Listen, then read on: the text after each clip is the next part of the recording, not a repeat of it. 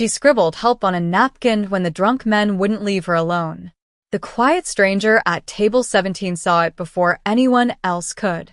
What the waitress didn't know, the man who saved her that night was the last vampire king, and he'd been waiting 500 years for her to ask. The clock behind the bar read 11:47 p.m. when Mira realized she'd made a terrible mistake. Table 9 had been rowdy all evening, for businessmen in expensive suits, their ties loosened, their laughter growing sharper with each round of whiskey. She'd served them patiently, professionally, the way her manager had trained her during her first week at the Velvet Lantern. Smile. Nod. Never argue with a customer. But when the heaviest one grabbed her wrist as she set down their fourth bottle, his fingers digging into her skin like a vice, professionalism shattered into something cold and primal. Fear. Where you running off to, sweetheart? His breath reeked of bourbon and cigars. Sit with us. Have a drink. I'm working, sir. Mira kept her voice steady, tugging her arm gently. His grip tightened. Come on, don't be boring. Another one leaned in, grinning. Pretty thing, like you shouldn't be working this late anyway. Dangerous neighborhood. The third man laughed. A wet, ugly sound. Yeah, real dangerous. The Velvet Lantern was the kind of place that attracted strange clientele. Tucked into a forgotten corner of the city, it was half jazz bar, half upscale restaurant, decorated in deep burgundy velvet and brass fixtures that had tarnished with age. A pianist played soft, melancholic tunes on a small stage near the back. Most nights, the crowd was harmless. Artists, insomniacs, the occasional couple seeking atmosphere. But tonight felt different. Mira finally yanked her wrist free, stumbling backward. Her heart hammered against her ribs. The manager had left an hour ago. The cook was in the back, headphones on. Her coworker, Danny, was nowhere to be seen, probably smoking outside. She was alone. Excuse me, she whispered, and hurried toward the bar, her hands shaking as she grabbed an empty tray. That's when her eyes fell on the napkin. White. Square. Ordinary. Without thinking, she snatched a pen from her apron and scrawled 2 words in jagged, desperate letters. Help. She placed it on the tray, right in the center, and turned toward the kitchen. Maybe Danny would see it. Maybe the cook would notice. Maybe. A voice, smooth as silk and cold as winter, cut through the noise. Excuse me, miss. Mira froze. The voice had come from table 17. She'd noticed him earlier. How could she not? He sat alone in the darkest corner of the restaurant, barely touched by the flickering candlelight. He wore all black, a tailored suit that looked vintage, maybe decades old, with a high collar that brushed his pale jawline. His hair was dark, falling just past his shoulders, and on his right hand, a silver ring caught the light, 2 crescent moons encircling a rose. But it was his eyes that held her now. Crimson. Not brown. Not a trick of the light. Crimson. I believe you dropped this, he said quietly, holding up the napkin between 2 fingers. Myra's breath caught. She hadn't gone near table 17. The napkin had been on her tray, 10 feet away, and yet he was holding it. Her gaze flicked to the tray. Empty. She didn't know what to say. Her mouth opened, closed. The men at table 9 were still laughing, oblivious. The man at table 17 tilted his head, studying her with an expression that was neither kind nor cruel, just ancient. As if he'd seen 1,000 faces like hers and remembered everyone. You called for help, he said softly. Didn't you? Before Mira could answer, the lights flickered. Once. Twice. The pianist's hands froze mid-chord. The laughter at table 9 died instantly, replaced by a thick, suffocating silence. Mira turned. The 4 men were staring at the corner, at table 17, their faces drained of color. The heaviest one, the one who'd grabbed her wrist, had gone completely still, his mouth hanging open like he'd forgotten how to close it. One of them stood abruptly, knocking over his chair. We're leaving, he muttered, voice tight with panic. Now. What? We didn't even pay. Now. They scrambled toward the exit, shoving past each other in their haste. Within seconds, they were gone, the door swinging wildly behind them. The restaurant fell silent except for the soft hum of the overhead fan. Mira turned back to table 17, her pulse racing. It was empty. The man was gone. The chair was pushed in neatly, as if no one had ever sat there. Even the wine glass he'd ordered untouched, she remembered, had vanished. And the napkin. Gone too.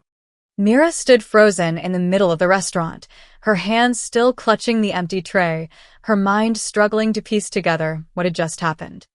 The pianist cleared his throat and resumed playing, the soft melody filling the space like nothing had happened at all. But something had happened. She could still feel it, the weight of those crimson eyes on her skin, the way the air had turned cold the moment he spoke, the unnatural silence that had swallowed the men's drunken laughter whole. Danny pushed through the kitchen door, yawning. Hey, did table 9 leave? They didn't pay. They left, Mira said quietly, her voice distant. Great. That's coming out of your tips, you know? She barely heard him. Her gaze drifted back to table 17, to the empty corner where candlelight still flickered against the wall. And there, carved faintly into the dark wood of the table, she saw something she hadn't noticed before.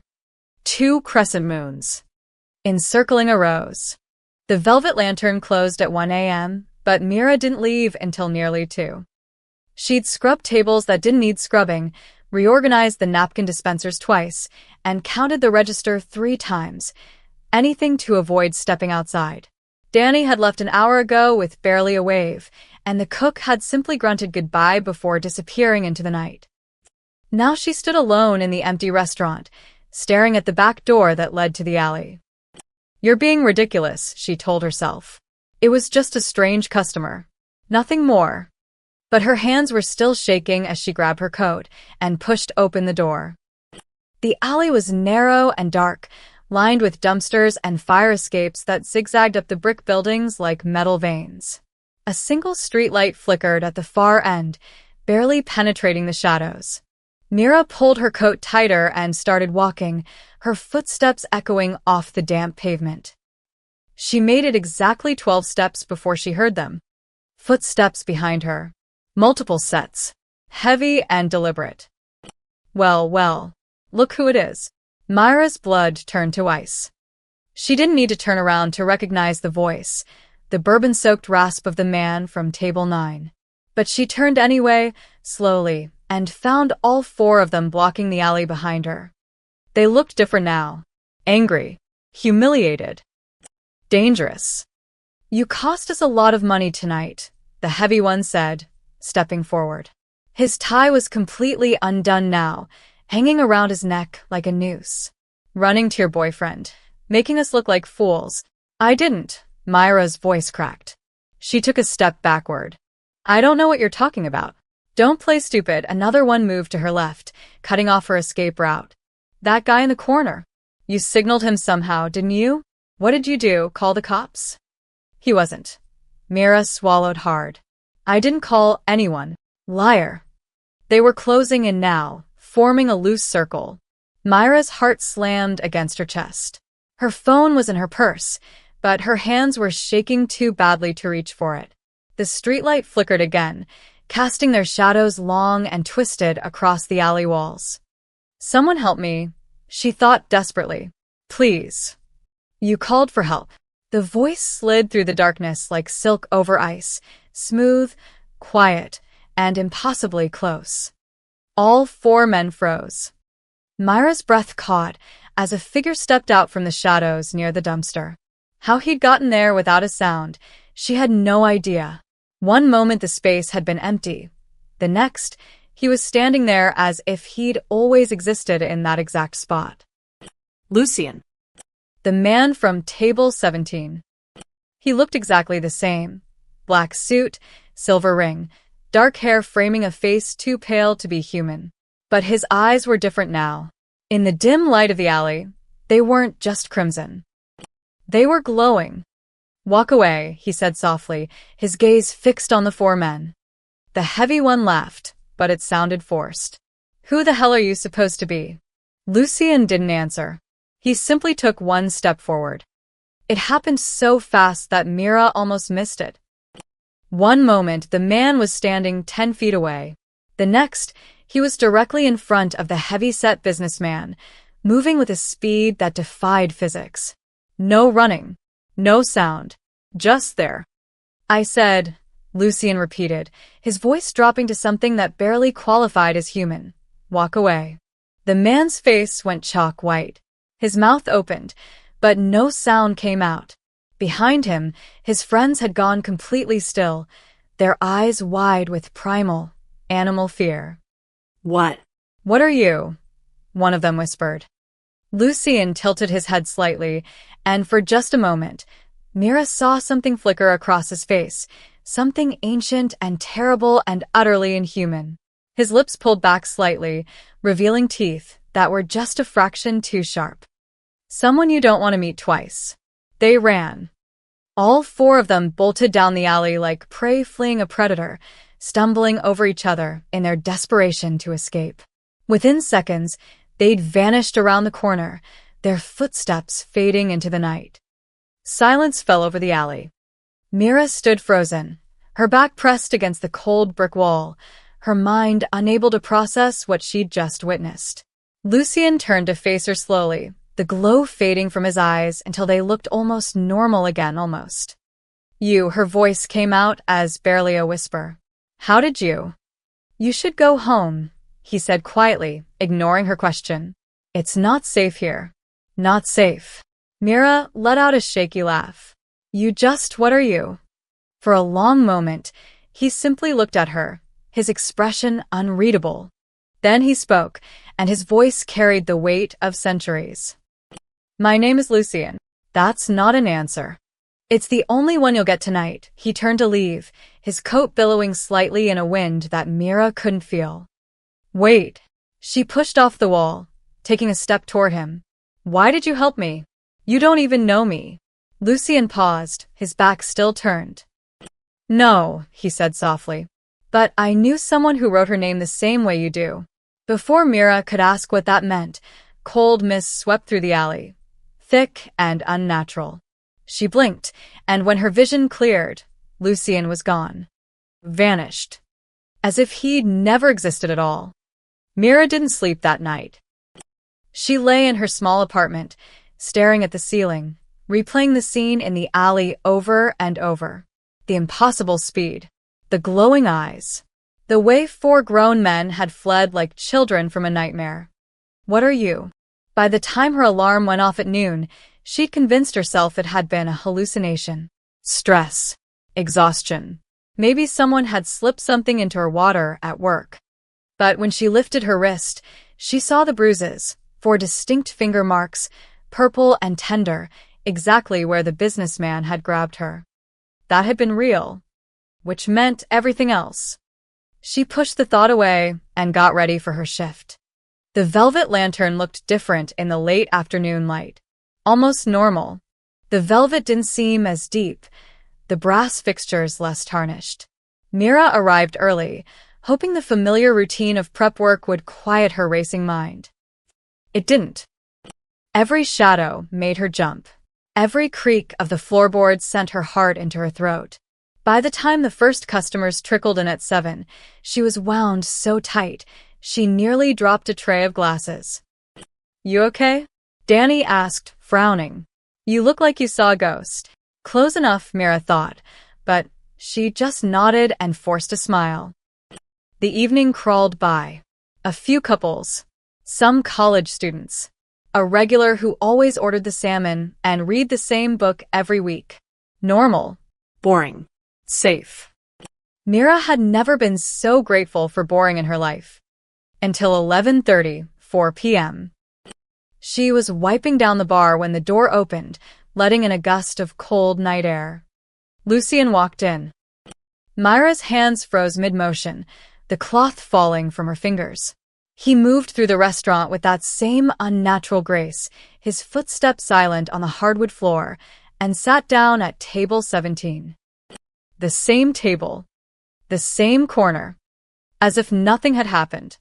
The pianist was playing tonight, a woman with silver hair who sang old jazz standards in a voice like smoke and honey. Lucien sat perfectly still, watching the stage with an expression that might have been appreciation or might have been profound sadness. It was impossible to tell. Myra's manager nudged her. Table 17. Your section. Her legs felt like lead as she approached, notepad trembling in her hands. Up close, she could see details she'd missed in the darkness. The old-fashioned cut of his suit, the antique watch chain visible at his vest, the ring that caught the candlelight with every slight movement of his hand. Good evening, she managed, her voice barely steady. Can I get you something? Lucien looked up, and his crimson eyes met hers with that same ancient recognition. Red wine, he said softly. Whatever the house offers. Mira nodded and fled to the bar, her heart hammering. She poured the wine with shaking hands, watching him from the corner of her eye. He hadn't moved. Hadn't even blinked as far as she could tell. When she returned and set the glass down, he didn't reach for it. Thank you, she blurted out, the words tumbling free before she could stop them. For last night, in the alley, you saved me. Lucien was quiet for a long moment, his gaze drifting back to the stage where the singer crooned about lost love and cigarette smoke. I don't help humans, he said finally, his voice barely audible over the music. Not usually. The word hung between them like a confession. Humans. Then why did you help me? Mira whispered. He didn't answer. Instead, he pulled a napkin from the dispenser and produced a fountain pen from his jacket, actual ink, she realized, not ballpoint. He wrote something in smooth, flowing script, then folded the napkin precisely and held it out to her. Your shift ends in 20 minutes, he said. Go straight home.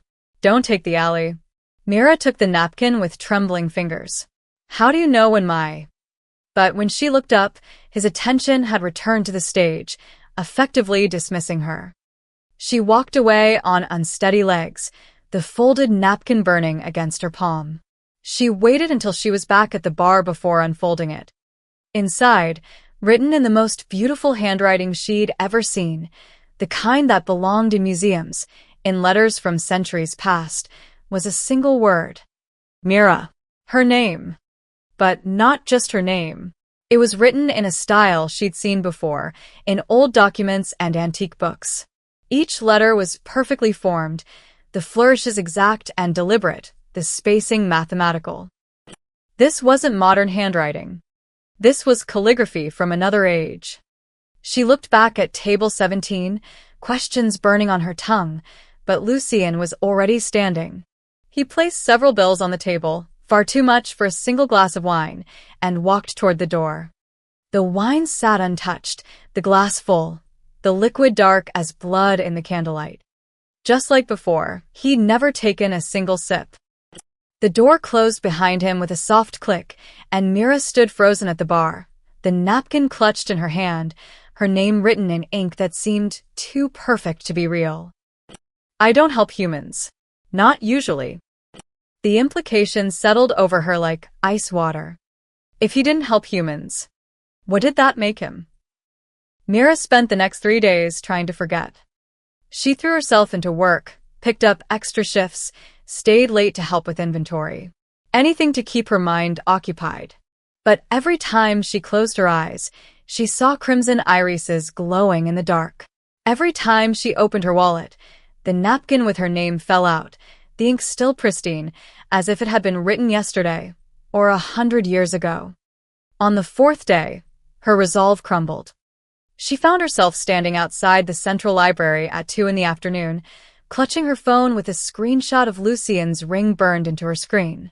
She'd sketched it from memory that first night, 2 crescent moons encircling a rose, and the image had haunted her ever since. The library was old, one of those Carnegie buildings with marble floors and vaulted ceilings that made every footstep echo. Mira headed straight for the back section, where dusty books on mythology and folklore lined shelves that probably hadn't been touched in years. She started with basic vampire mythology. Most of it was predictable: steaks, garlic, sunlight. Folklore from a dozen different cultures, each with their own spin on the undead. Nothing about symbols or crests. 2 hours later, her eyes burning from squinting at faded text, she finally found something. The book was leather-bound and ancient, its pages yellowed and brittle. The title had faded, but she could make out the words: The Lost Courts of Night, a historical account of vampire nobility. Her hands trembled as she opened it. The first few chapters detailed various vampire houses throughout history, bloodlines that had ruled in secret, courts that had risen and fallen like human empires. Most of the information was written like academic speculation, as if the author didn't quite believe what they were documenting. And then on page 247, she saw it. The symbol. 2 crescent moons encircling a rose, rendered in precise ink illustration. Beneath it, a caption: The Crest of the House of Dusk, circa 1523. Myra's breath caught. Her eyes raced across the text. The House of Dusk was the most powerful vampire court in Eastern Europe, ruling from a hidden fortress in the Carpathian Mountains. Unlike other vampire nobility who viewed humans as mere cattle, the House of Dusk was known for a peculiar philosophy that humans and vampires could coexist, perhaps even. The next word had been scratched out, rendered illegible. The court vanished mysteriously in 1524, following the assassination of their king's human consort. Some scholars believe the entire bloodline was wiped out in the ensuing civil war.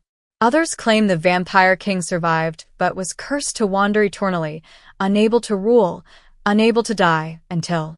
Again, the text was damaged, whole sentences lost to time and decay. Mira flipped the page frantically, her heart pounding. There, near the bottom, she found an illustration, a faded painting reproduced in grainy black and white. It showed a tall figure in medieval dress, his face partially shadowed, standing beside a woman in an elaborate gown.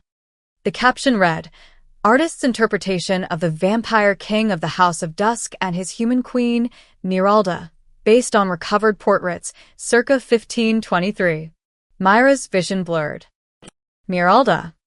The book slipped from her numb fingers, landing on the table with a soft thud. Her name. It was her name. Not exactly, but close enough that it made her skin crawl. Close enough that it couldn't be coincidence. She forced herself to keep reading. According to legend, Queen Miralda discovered a plot to overthrow the king by members of his own court who despised his human sympathies. She died protecting him, though accounts vary on the exact nature of her death. Some say she was poisoned. Others claim she was killed by sunlight meant for the king himself. What all accounts agree upon is this: the king survived, but at a terrible cost. In his grief, he either destroyed his own court or was cursed by them. The House of Dusk fell, and the vampire king vanished from history. One fragmentary text suggests the curse was specific, that the king would walk the earth until his queen's soul returned to the world, and only then could he reclaim his throne or find true death. However, this is likely romantic embellishment rather than historical fact. Mira sat back in her chair, her mind reeling. I knew someone who wrote her name the same way you do. Lucien's words from the alley echoed in her head. No. It was impossible. Reincarnation, curses, vampire kings, it was all fantasy. Stories. The author had even said it was romantic embellishment, but the ring was real. The crest was real. And Lucien. Lucien was definitely real. She looked down at the illustration again, at the shadowed figure of the vampire king. The image was too degraded to make out features, but something about his posture, the way he held himself, felt achingly familiar. Myra's phone buzzed. A text from her manager. Can you cover tonight? Danny called in sick. She stared at the message for a long moment, then typed back. I'll be there. She photographed every relevant page, then carefully returned the book to its shelf. As she left the library, the afternoon sun felt too bright, too normal. The world around her continued as if nothing had changed. People walking dogs, cars honking, a street vendor selling pretzels. But everything had changed. Because now she had a question that demanded an answer. And she knew exactly where to find him. Mira waited until closing time. The velvet lantern emptied slowly that night, the last customers lingering over dessert and coffee until nearly 1:30. She cleaned with methodical precision, each movement automatic, while her mind rehearsed a dozen different confrontations. Danny left first, then the pianist, then finally the cook. The manager locked the front door and handed Mira the keys to the back. "You sure you're okay closing alone?" he asked, frowning. "After what happened last week." "I'm fine," Mira said quickly. "I'll be careful." He nodded and left through the front, and suddenly she was alone in the dim restaurant, surrounded by shadows and the lingering smell of coffee and candle wax. She didn't bother with her coat. Instead, she walked straight to the back door, pushed it open, and stepped into the alley. The night air was cold and sharp, carrying the scent of rain. The streetlight at the far end flickered, just like before. Mira stood in the middle of the alley, her heart hammering, and spoke to the darkness. "I know you're here." Silence. "I went to the library today," she continued, her voice stronger now. "I found a book about the House of Dusk, about a vampire king and his human queen." The shadows shifted. Her name was Miralda. Mira turned slowly, scanning the darkness. "And you knew her, didn't you?" "You should go home." Lucien's voice drifted from somewhere behind her, quiet and resigned. Mira spun around. He was leaning against the brick wall near the dumpster, exactly where he'd appeared last time. How long had he been standing there? Had he been waiting? "Answer my question," she demanded. Lucien stepped forward into the weak pool of light from the street lamp. In the darkness, his pale skin seemed to glow faintly, and his eyes, those impossible crimson eyes, held an exhaustion that looked ancient.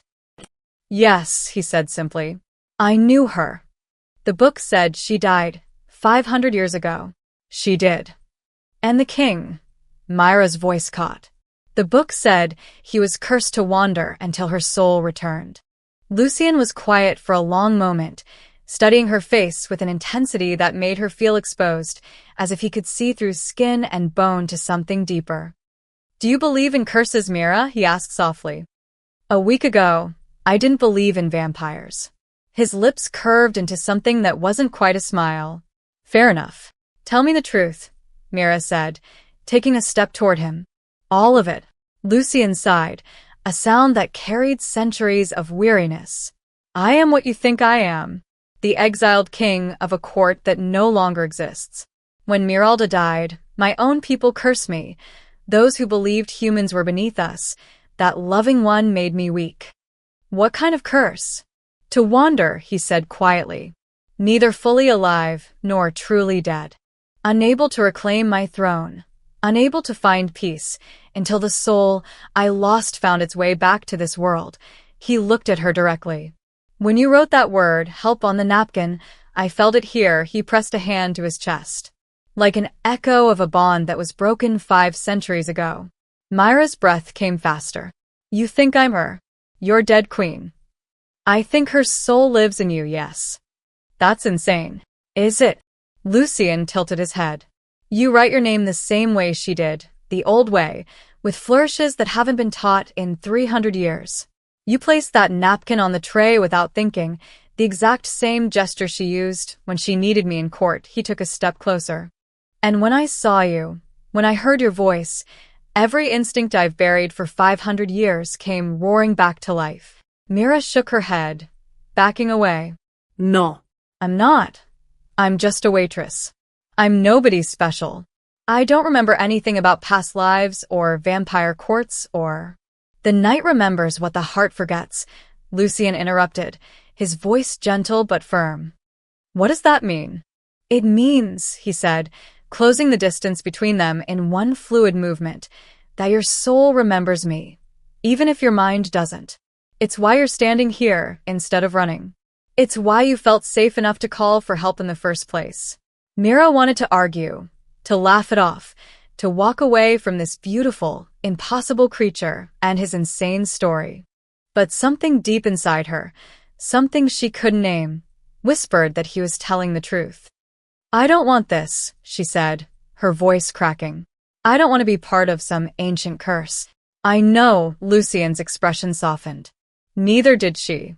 Before Mira could respond, his head snapped up suddenly, his entire body going rigid. His nostrils flared, and his eyes blazed brighter. "Go inside," he said urgently. Now. What? "Why?" "Someone's coming," his hand shot out, gripping her arm. "Someone who knows what you are." "What I am? I don't even know." "Now, Mira." The fear in his voice, real, genuine fear from a creature who'd moved faster than her eyes could track, sent ice through her veins. She ran for the door, but before she could reach it, she saw something that made her blood freeze. A crimson rose lying on the ground near the entrance. Fresh. Perfect. Impossible. She hadn't seen it when she came outside. Lucien cursed softly in a language she didn't recognize. "They've found you," he whispered. The rose sat on Myra's pillow the next morning. She woke to find it there, petals so deep red they looked black in the early light, thorns gleaming like tiny knives. Her windows were locked. Her door was bolted. She lived on the 4th floor. Yet there it was. Mira didn't scream. She couldn't. Her throat had closed around a terror so profound it had no sound. She called in sick to work for the first time since she'd been hired. By noon, she'd convinced herself to leave her apartment. By 2 p.m., she was sitting in a coffee shop 3 blocks away, nursing a latte she couldn't taste, when the man sat down across from her. He was older, maybe 60, with steel-gray hair and eyes that burned with righteous certainty. He wore a priest's collar and carried a leather-bound book that looked older than the library she visited. "Mira Castellan," he said, his voice accented. Eastern European, she thought. "We need to talk about your soul." Every instinct screamed at her to run.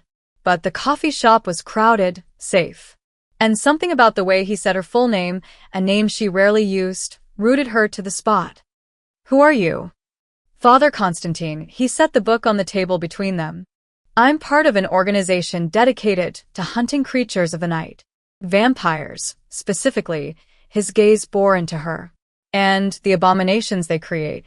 I don't know what you're talking about." "Don't you?" He leaned forward. "You've been marked, Miss Castellan. We've been tracking the Vampire King for decades, waiting for signs of his return. And now, finally, his queen has resurfaced." Myra's hands tightened around her cup. "You're insane." "Am I? Tell me, when did the dream start?" She went cold. "What dreams?" "The ones where you remember dying," Father Constantine said softly.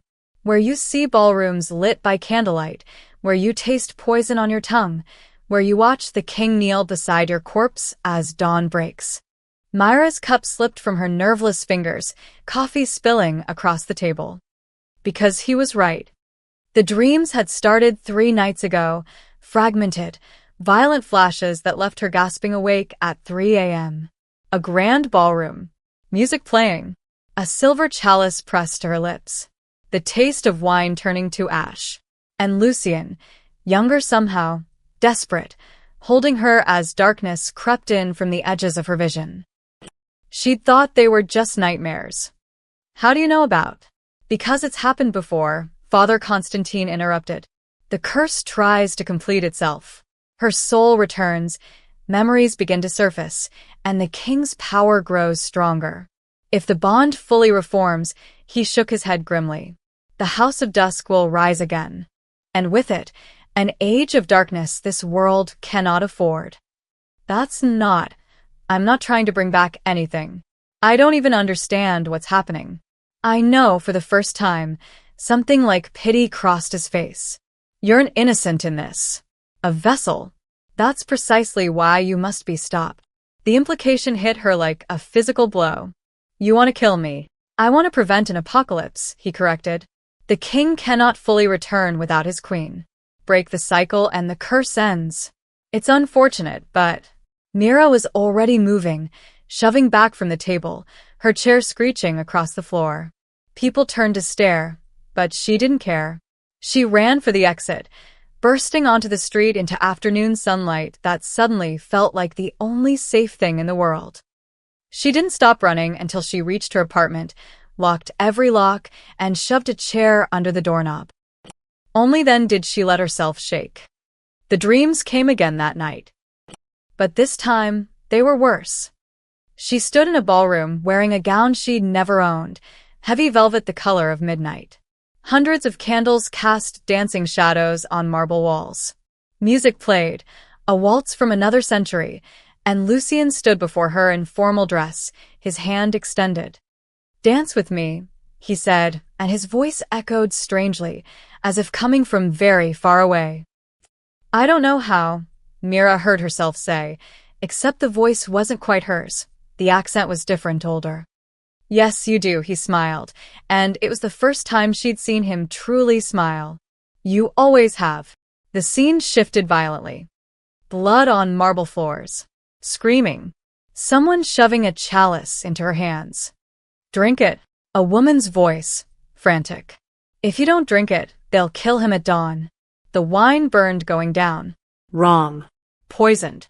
She was falling, and Lucien was catching her, his face transforming from confusion to horror to rage in the span of a heartbeat. "No," he whispered, cradling her. "No, Miralda, no." "I saved you," she managed, blood on her lips. "Remember that. I saved." Darkness. Mira woke up screaming. Her sheets were soaked with sweat. Dawn light crept through the curtains. And there, on her nightstand where nothing had been before, sat another crimson rose. Beside it, a note in flowing script. "They're watching you. Stay inside. Don't trust anyone who says they want to help. Especially not priests." Mira grabbed her phone with shaking hands and texted her manager, "I need a few days off. Family emergency." The response came immediately. "Take all the time you need. Be safe." She stared at those two words. Be safe. She didn't even know what that meant anymore. Outside her window, the city continued its normal rhythm. Cars honking, people walking, the world turning as if nothing had changed. But everything had changed. Because now she remembered dying. And she understood with terrible clarity that Father Constantine wasn't the only one hunting her.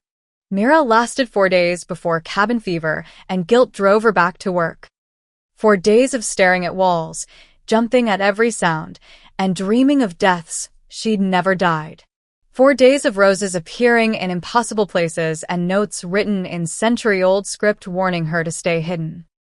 But she couldn't hide forever. And despite everything, the dreams, the hunters, the impossibility of it all, the Velvet Lantern was the only place that felt real anymore. Saturday night. The restaurant was packed, every table full, the pianist playing to an actual crowd for once. Mira moved through the chaos on autopilot, taking orders, delivering drinks, pretending everything was normal. She'd almost convinced herself it was working. Then she saw them. 3 people sitting at the bar, nursing drinks they never touched. A woman with short blonde hair and cold eyes. A younger man with a crossbow tattoo on his forearm. And Father Constantine, his priest's collar visible even in the dim light. They weren't looking at her. They didn't need to. They were waiting. Myra's tray trembled in her hands. She turned quickly, heading for the kitchen, her mind racing. The back exit. She could slip out, run, disappear into the night. "Table 17 would like to see you." Danny's voice made her jump. She turned, following his gesture, and her heart stopped. Lucien sat in his usual corner, perfectly still, his crimson eyes locked on the hunters at the bar. Mira crossed the restaurant on shaking legs. The moment she reached his table, he spoke without looking at her. "They're going to move soon," he said quietly. "Too many witnesses right now, but the moment the crowd thins. What do I do?" "Stay close to people. Don't go anywhere alone." Finally, he looked up at her, and his expression was harder than she'd ever seen it. And when I tell you to run, you run. Understand? Lucien. The front window exploded. Glass showered across the restaurant as someone, crashed through in a spray of shattered fragments. Screams erupted. Tables overturned. The pianist's music cut off mid-note. Father Constantine stood in the center of the chaos, pulling a silver stake from inside his coat. In the name of God and the Holy Order, he announced, his voice carrying over the panic, I command the abomination at table 17 to show itself. The restaurant froze. Every eye turned to Lucien. He stood slowly, brushing glass from his sleeve with almost casual precision. You break my favorite restaurant, he said calmly, and then invoke God? Your priorities are showing, priest. Your queen will die tonight, Constantine declared. The cycle ends here. Lucien's expression didn't change, but the temperature in the room dropped 10 degrees in an instant. No, he said simply. It doesn't. The hunters moved as one, the blonde woman producing a crossbow, the young man pulling out vials of what looked like water. Holy water, Mira realized distantly. Lucien moved faster. One moment he was standing at the table. The next, he was between Mira and the hunters, his hand raised in a gesture that was almost lazy. The blonde woman's crossbow bolt stopped midair. Just Stopped. Suspended 3 feet from Lucien's chest, quivering in empty space. Run, Lucien said softly, not taking his eyes off the hunters. Everyone run. now. The crowd didn't need to be told twice. People stampeded toward the exits, scrambling over furniture, shoving through doors. Within seconds, the restaurant had emptied except for Mira, the hunters, and Lucien. Mira, Lucien said, his voice carrying a note of command that made her bones vibrate. Run. I'm not leaving you. The young hunter threw the vial. Holy water splashed across Lucien's shoulder, and for the first time, Mira saw him flinch. Steam rose from where the water touched, his jacket burning away to reveal skin that blistered and healed in the same instant. Impressive, Lucien said through gritted teeth. But insufficient. He moved again, that impossible speed, and suddenly the young hunter was flying backward, crashing through a table. The blonde woman fired another bolt, but Lucien caught it barehanded, snapping it like a twig. Only Father Constantine remained standing, pulling out a golden cross that gleamed with an inner light. Show them, the priest commanded. Show them what you really are, demon. Lucien went very still. You want to see the king? He asked softly. Very well. The change happened so fast that Mira almost missed it. His eyes blazed like burning coals. His canines elongated into something that couldn't be hidden. The air around him seemed to shimmer and darken, as if reality itself was bending away from him. Power rolled off him in waves, ancient, terrible, and utterly inhuman. This wasn't the quiet man who ordered wine he never drank. This was the vampire king. And he was magnificent. Leave, he said, and his voice echoed with layers of sound that shouldn't exist. Or I remind you why your order fears my name. Constantine raised the cross higher.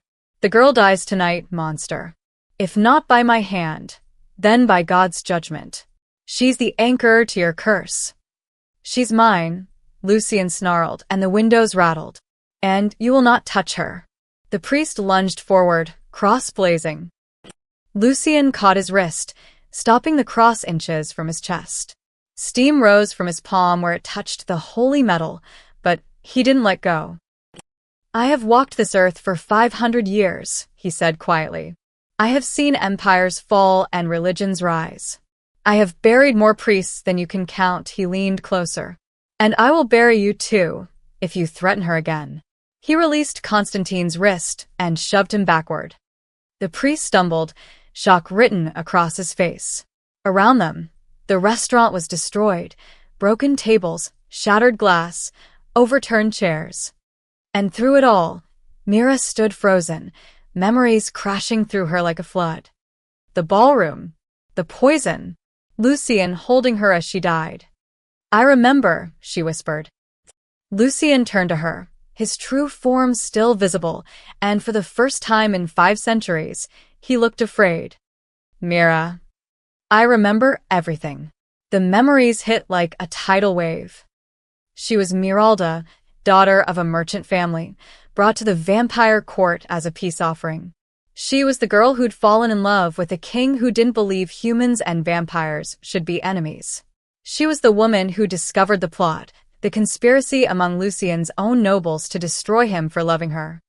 And she was the one who'd drunk the poisoned wine meant for him. I chose it, Mira gasped, her knees buckling. I chose to die.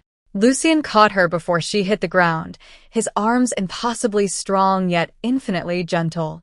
His true form was already fading, the power receding, leaving only the man who'd sat at table 17 and watched her with ancient sorrow. You did, he whispered, and I've cursed your choice every day since. A sharp pain exploded through Lucien's back. He gasped, his grip on Mira loosening. She stumbled back and saw it, a silver stake protruding from between his shoulder blades, thrust there by Father Constantine. Holy silver, the priest panted, still holding the shaft. Blessed by 3 popes. You're finished, demon. Lucien fell to his knees, black blood seeping through his shirt. The stake was glowing with that same golden light as the cross, and where it touched him, his flesh turned gray and lifeless. No. Mira screamed. She launched herself at Constantine, but the blonde hunter caught her, arms like iron bands around her waist.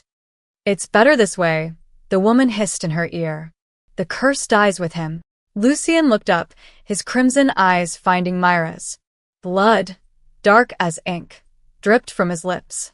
Run, he managed. Please. I won't leave you again, Mira sobbed, struggling against the hunter's grip. Not again. Constantine twisted the stake. Lucien's scream tore through the ruined restaurant, a sound of agony that seemed to shake the very foundations. Through the shattered windows, Mira could see the sky beginning to lighten. Dawn was coming. The sun will finish what I started, Constantine said coldly. Your king will burn, and you'll be free of this curse. Something snapped inside Mira, not breaking, but awakening. The memories weren't just images anymore. They were knowledge, understanding. 500 years of love compressed into a single moment of absolute clarity. She knew what to do. Let me go, she said quietly. The hunter laughed. So you can save him? I don't think. Mira slammed her head backward, connecting with the woman's nose. The grip loosened just enough. She twisted free, grabbed a broken table leg, and swung it at Constantine's head. The priest ducked, but it gave her the second she needed. She grabbed the stake and yanked it free. Lucien collapsed forward, gasping, black blood pooling beneath him. The wound was catastrophic. She could see through him, see the edges of flesh trying and failing to regenerate around the holy silver's damage. Mira, he breathed. Don't. You can't. She knew what he meant. The only way to heal a wound like this was vampire blood, ancient vampire blood. His own reserves were gone, burned through fighting the hunters. He would die unless. Blood debt, Mira whispered, remembering. That's how the bond worked. My blood for your life. You'll become like me, Lucien gasped. Immortal. Cursed. You'll never. I chose this 500 years ago, Mira interrupted, pulling out a piece of broken glass. And I'm choosing it again. She dragged the glass across her palm. Blood welled up, bright red against her pale skin. Don't make me watch you die twice, she said softly, and pressed her bleeding hand to his lips. For a heartbeat, nothing happened. Then Lucien's eyes blazed crimson, and his hand shot up, gripping her wrist. He drank, not much, just a few drops, but it was enough. The wound on his back began to close. Color returned to his face. The gray death receded like morning fog. But he pulled away before taking more than necessary, his expression tortured. You didn't have to, he whispered. Yes, Mira said simply. I did. The first ray of sunlight struck through the broken window. Lucien stiffened, expecting the burn, the agony of dawn that should reduce him to ash. But the light touched his skin, and nothing happened. He stared at his hand in disbelief as morning sun painted it gold. The curse, Father Constantine breathed. It's broken.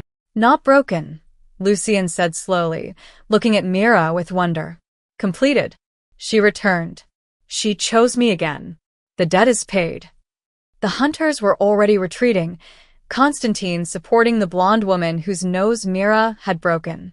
This isn't over, the priest warned. But his voice lacked conviction. They disappeared into the dawn, leaving destruction and silence behind. 3 weeks later, the Velvet Lantern reopened. New windows, repaired tables, the same dim lighting and soft jazz that had always defined it. Mira stood behind the bar, watching the first customers trickle in. She'd convinced the insurance company it had been a gas explosion. Most people believed it. Danny didn't, but he hadn't asked questions. At 11:47 p.m., she felt him before she saw him. Lucian walked through the door, and this time, he didn't head for table 17. He walked straight to the bar, to her, and placed something on the polished wood between them. His silver ring. 2 crescent moons encircling a rose. I wanted you to have this, he said quietly. Since you're part of the House of Dusk now. Even if it's a house of 2-inch. Mira picked up the ring, feeling the weight of centuries in the metal. Where have you been? She asked. Finding a more permanent solution to vengeful priests, he said with the ghost of a smile. And adjusting to something I haven't experienced in 500 years. What's that? Hope. Mira smiled and slipped the ring onto her finger. It fit perfectly. She reached under the bar and pulled out a napkin already prepared. In careful, deliberate script, the old way, with flourishes from another century, she'd written a single sentence. Next time, you won't have to ask. Lucian read it and laughed, a real laugh, bright and genuine and utterly human. Next time, he agreed. I'll simply know. He held out his hand. And Mira, who had died for him once and chosen him twice, took it without hesitation. Outside, dawn was breaking over the city. But inside the Velvet Lantern, the night had finally found its peace. The end.